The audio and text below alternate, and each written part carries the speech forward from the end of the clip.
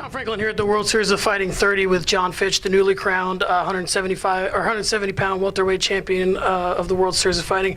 John, I want to talk a little bit about your history, just in the sense that I don't want to call it unfortunateness, but you were the uncrowned champion for a lot of years, and how great you were. You were like the #1 guy in the UFC, #1 contender for seems like a decade. You just happened to be in the same division as one of the greatest fighters of all time. Yeah, I think. Right. So talk to me about that. Right. Yeah. So talk a little bit about that journey and how here we are now on a night when you get crowned with your belt. How did you keep the faith throughout that time, knowing that, you know, just because this guy happens to be in my division, I'm one of the best guys in the world? I'm stubborn. I'm really stubborn. But I have a lot of great support. You know, if I didn't have my wife there to support me, we've been together for forever, it seems like. Married 5 years, almost 6. Yeah, like 12 years I think we're together. But anyways, my family, they're always very supportive, always boosting my confidence. And, you know, it doesn't matter if I win or lose or whatever. They're just proud that I'm out there doing my best. Let's talk about the fight in specific. I remember at the beginning of the fight, I said, wow, Zeffirino's jab looks good. Maybe he can sort of hang with John on the feet a little bit. And then it was, as the second round came and the third round came, it was just, here comes the John Fitch that we know. This is the game plan. He's going to wear Zeffirino out. What was the game plan going in? What did you expect from Zeffirino?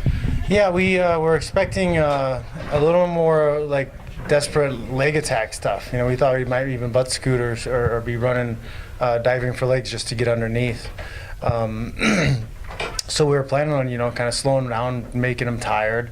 But I was having a little bit of trouble clinching with him. We're both sweaty and slippery, and he did a pretty good job of nullifying my underhooks.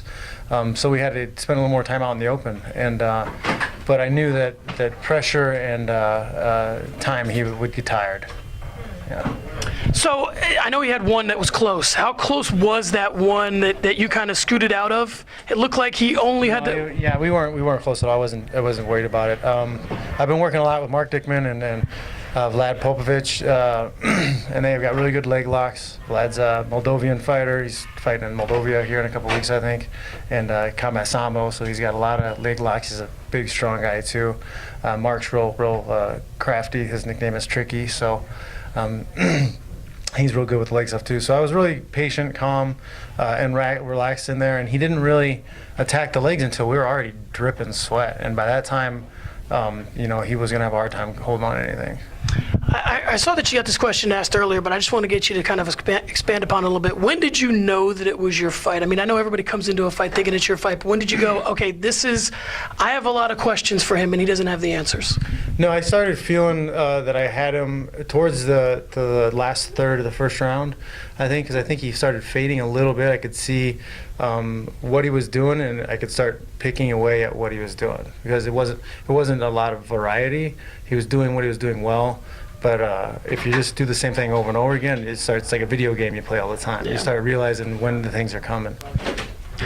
Let's talk a little bit about, again, the journey. It started over at AKA. Obviously, you guys are still on great terms. I see you know, you guys are, everything's good on that front. But then you move over to One Kick. I've heard you talk in interviews about how that, with a guy at my site, Kyle Sims, that it kind of became a Vegas thing. You wanted to be in Vegas, and then, you know, and then that's the gym you chose. But what has One Kick added to who you are as a fighter? Man, Nick is my, you know, we partnered up. So I'm running like the MMA program, teaching MMA guys. So we have a 50-50 like coaching responsibilities. And we just have very like-minded with the fight game, like our techniques, our strategies, the things we're doing. So we don't have any conflicts about, no, you should do this technique, or no, you should do that technique. Like, it flows really well together. Phil Baroni introduced us a while ago, and like the first day we started working, it was like musicians at a jam session. We just started playing our instruments together and making music, and it was just a very comfortable experience. And I was like, yeah, this is a place I want to be, and I think I can help build it up. So a lot of fighters talk about visualization. I don't know if you're particularly into that, but when you pictured the idea of winning the 170-pound belt, and then when you won it, compare the two. Yeah, this is I actually was picturing the spinning back elbow to finish it, but I didn't quite land. I had to look at the video to see where I landed and how I landed it. But I've been working on that and some other things, and I would have liked to have finished with that, or I couldn't find my right hand today. I couldn't find it. I don't know what. I got to watch the tape and find out what's going on. And there's a couple other things on the ground that I was hoping to get to use and get to, but I just was having trouble finding the position with him. I mean, he's a tough fighter. He came to fight.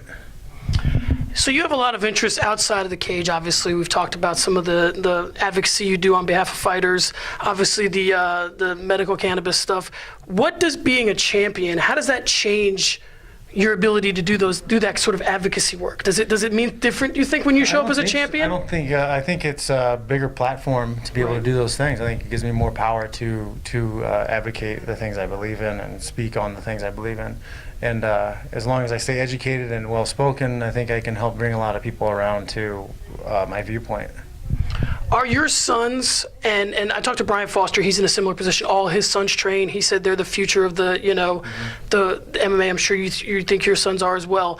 Is that really what the stakes are here? Do you think that, I mean, because you're going to be part of the first generation whose sons train full MMA. By the time your sons are older, if they choose to do MMA, they'll be the first ones who trained MMA as kids.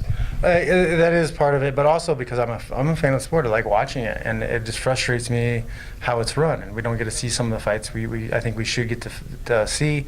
And more importantly, like, we have personal relationships with a lot of the fighters. So there's a lot of great fighters who have washed away because they weren't getting paid enough, or they had medical problems or some other issues that if we had a fighters association or better pay, they would be much stronger and they'd still be competing. I started with Mark Holman and Gary Goodrich and Tom Erickson were like my first 3 real coaches back when I was at Purdue University, because they would, Mark and Gary would come to town and train with Tom, and I would just mess around with them.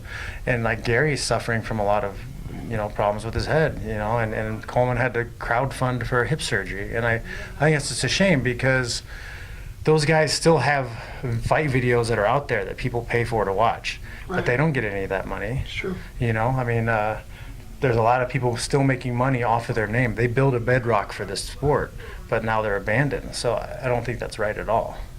I agree. I'll get you out of here on this one. Let's talk everybody should have this opportunity, so I'm going to give it to you.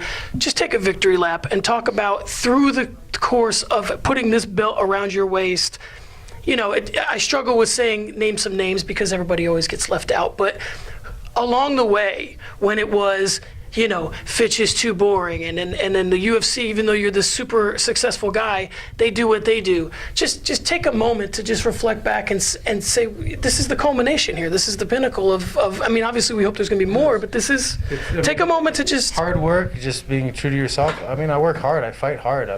If you don't like what I do, it's on you. There's plenty of other people who love what I do and will pay to watch me do it.